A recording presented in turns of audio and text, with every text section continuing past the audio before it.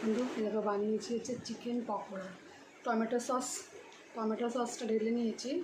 আরও সস আছে, তোমার হচ্ছে পাস্তা সস আর আছে তোমার চিজ সস। এই দুটো দিয়েই খেয়ে টেস্ট করে দেখবো কী কেমন।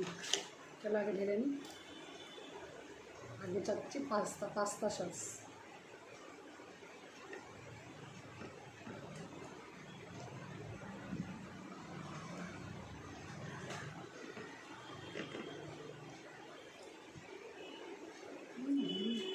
টক ঝাল দারুণ পাস্তা সস দিয়ে।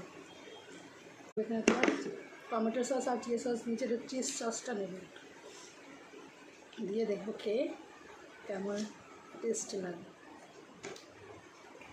আর তোমার পাস্তা সস আর টমেটো সস দুটোই নিয়ে নিয়েছি। এবার চিজ সস দিয়ে মেখে এবার চিজ দিয়েছি। কিন্তু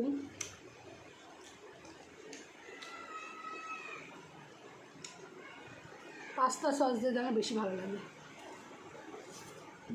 গরম তো,